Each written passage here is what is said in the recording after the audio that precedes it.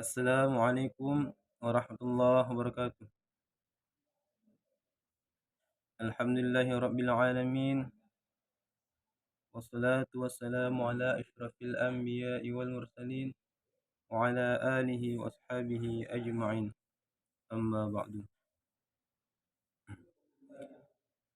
Yang pertama-tama, marilah kita bersyukur atas kehadirat Allah Subhanahu wa taala, yang mana Allah Subhanahu wa taala masih memberikan kita nikmat iman serta ihsan, sehingga pada detik ini kita masih percaya dengan Allah Subhanahu wa taala, bahwasannya tidak ada Tuhan selain Allah.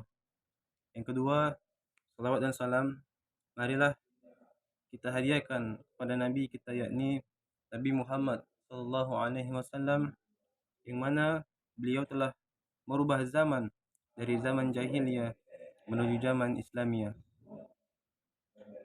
Semoga dengan mengucapkan Allahumma salli ala Sayyidina Muhammad wa ala ali Sayyidina Muhammad, kita mendapat syafaatnya di yaumil akhir kelak. Amin amin ya rabbal alamin. Baiklah, pada kesempatan kali ini saya akan membahas tentang tafsir surah Al-Baqarah ayat 183 dan 184. Sebelum kita membahas surah tersebut, saya akan membacakannya terlebih dahulu. A'udzu billahi minasy syaithanir rajim. Bismillahirrahmanirrahim. Ya ayyuhalladzina amanu kutiba alaikumus shiyam kama kutiba alal ladzina min qablikum la'allakum tattaqun. Ayyaman ma'dudat, faman kana minkum maridan aw ala safarin fa'iddatun min ayyamin ukhra, وعلى الذين يطيقونه فدية طعام مسكين، فمن تطوع خيرا فهو خير له، وأن تصوموا خير لكم إن كنتم تعلمون. Sadaqallahul azim. Itulah tadi surah Al-Baqarah dari ayat 183 sampai dengan ayat 184. Baiklah, kita masuk ke pembahasan. Ketika Rasulullah Shallallahu alaihi wasallam dan para sahabatnya telah berhijrah ke Madinah dan telah menjadi negeri Islam, maka Rasulullah mendapat wahyu yang berkaitan dengan syariat yang berupa hukum-hukum ibadah amali.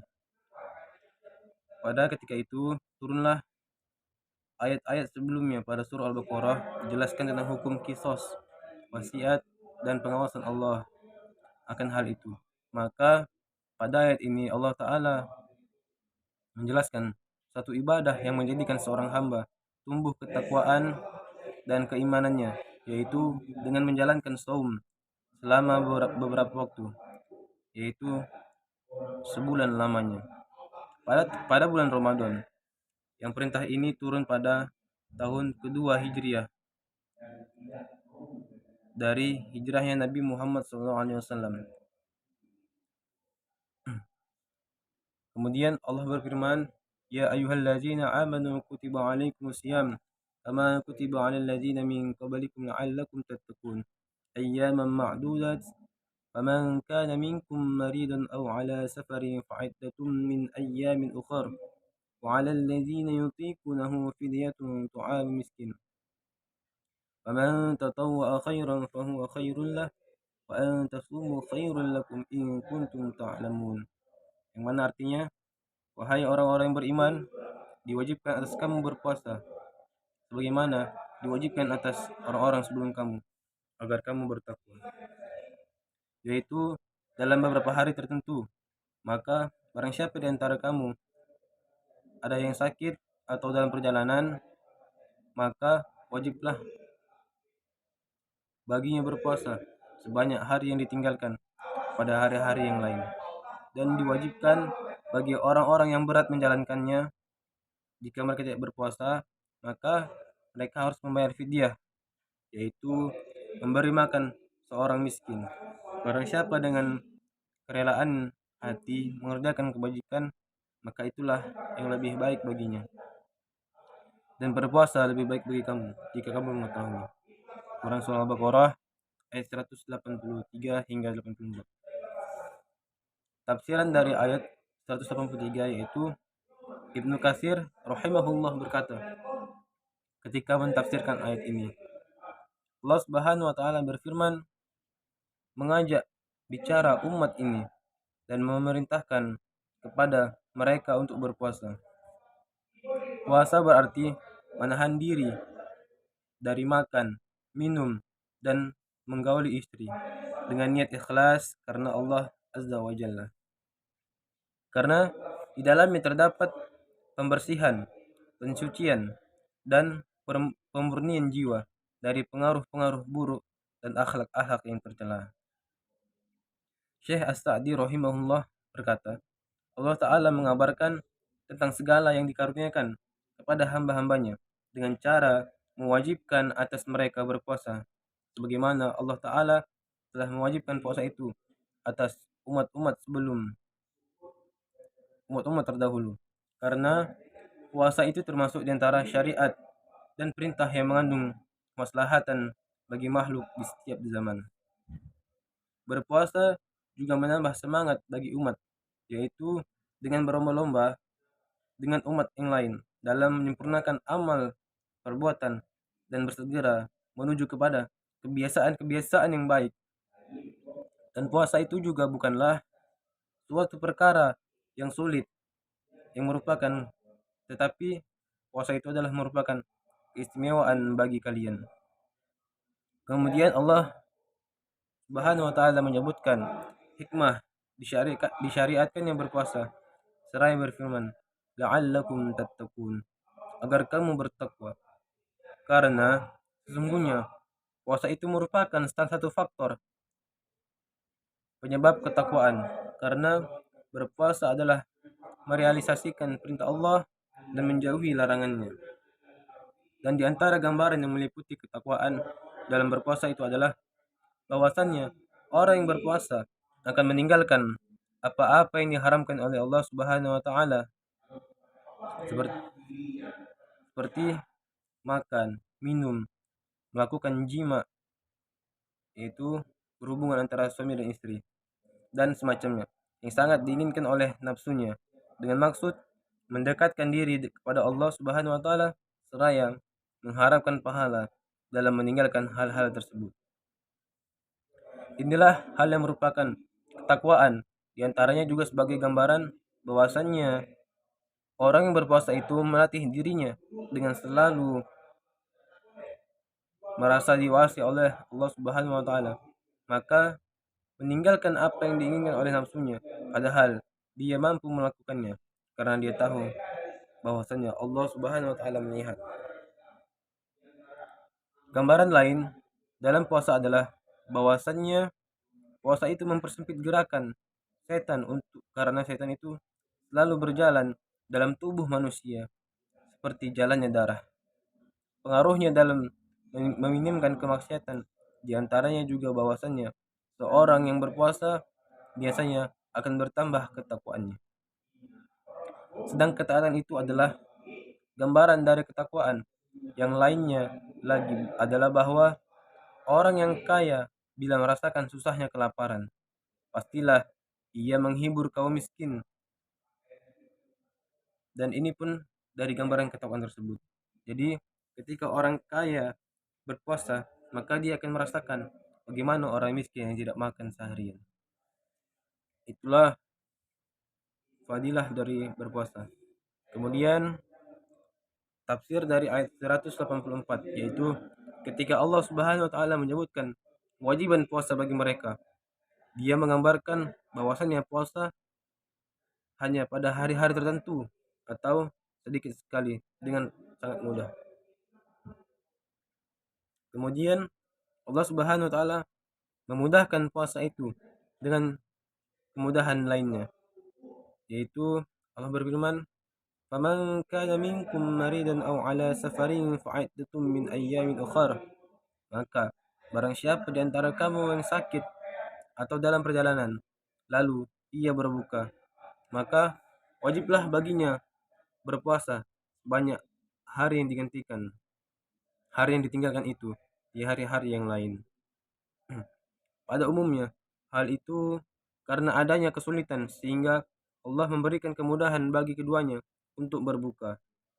Dan ketika menjadi suatu keharusan untuk mewujudkan kemaslahatan puasa bagi setiap orang yang berfirman, maka Allah memerintahkan kepada mereka agar mengganti puasanya itu pada hari-hari yang lain apabila penyakitnya telah sembuh atau berakhirnya perjalanan dan adanya istirahat.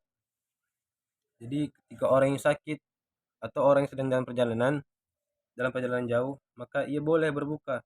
Akan tetapi dia harus mengganti puasanya di hari-hari yang lain. Dalam firman berikutnya, Allah berkata, "Aiddatum min ayyamin ukhra." Maka wajiblah bagi yang berpuasa sebanyak hari yang ditinggalkan itu pada hari-hari yang lain. Sebuah dalil bahwasannya ia harus mengganti sejumlah hari bulan Ramadan secara sempurna ataupun tidak, dan bahwa ia juga boleh mengganti hari-hari panjang lagi panas dengan beberapa hal pendek lagi sejuk seperti kebalikannya. Dan firman-Nya, "Wa 'alal ladzina yutiqunahu." Dan wajib bagi orang-orang yang berat menjalankannya jika mereka tidak berpuasa. Maksud dari ayat tersebut ialah fidyah atau membayar fidyah dari setiap hari yang mereka batalkan. Tu'amum miskin, memberi makan pada orang-orang yang miskin, kepada seorang miskin. Hal ini pada awal-awal kewajiban berpuasa, ketika mereka belum terbiasa berpuasa dan saat itu kewajiban tersebut adalah sesuatu yang harus dilakukan oleh mereka, yang akhirnya sangat berat bagi mereka untuk melakukannya. Lalu Allahu Rabbi yang Maha Bijaksana memberikan jalan yang paling mudah bagi orang-orang yang tidak mampu berpuasa, yaitu melakukan puasa.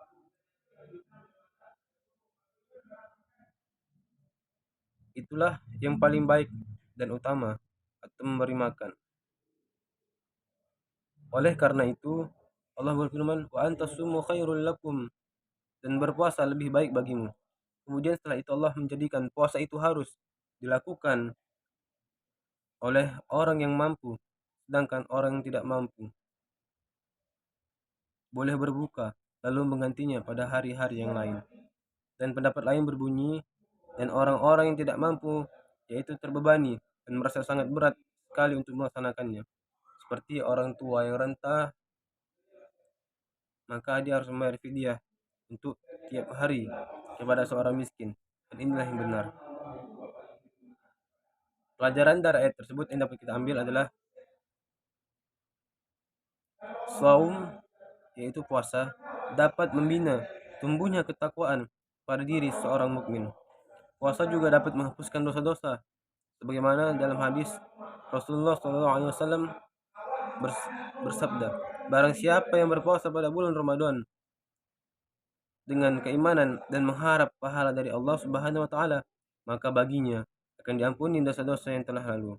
Muttafaqun alaih. Dalam berpuasa juga terdapat banyak sekali faidah baik secara diniyah atau secara ijtimaiyah, kemasyarakatan, yang hal itu disyariatkan dalam firman-Nya, jika kamu mengetahui. Di antara faidah-faidah tersebut adalah puasa membiasakan seorang merasa takut pada Allah Subhanahu wa taala baik dalam ketika sendirian atau di hadapan orang lain. Puasa juga melunturkan atau meredam syahwat yang tinggi Oleh karena itu, seorang yang masih lajang atau yang belum menikah dianjurkan untuk berpuasa sebagaimana hadis Rasulullah SAW mengatakan, bersabda, "Wahai para pemuda, barang siapa di antara kalian yang tidak barang siapa di antara kalian ada yang mampu menikah, maka hendaklah ia menikah. Sungguh pernikahan itu dapat lebih menahan pandangan dan dapat memelihara kemaluan. Dan barang siapa yang belum mampu menikah, maka hendaklah ia berpuasa. Sesungguhnya berpuasa itu dapat meredam syahwat baginya." Muttafaq alaih. Berpuasa juga dapat mendidik pelakunya untuk bersifat lembut, sayang terhadap diri dan orang lain. Di dalam syariat berpuasa, terdapat isyarat adanya keadilan antara orang kaya dan orang miskin, orang-orang yang memiliki jabatan dan orang-orang rakyat biasa. Mungkin hanya inilah yang dapat saya sampaikan pada kesempatan kali ini. Kurang lebihnya saya mohon maaf.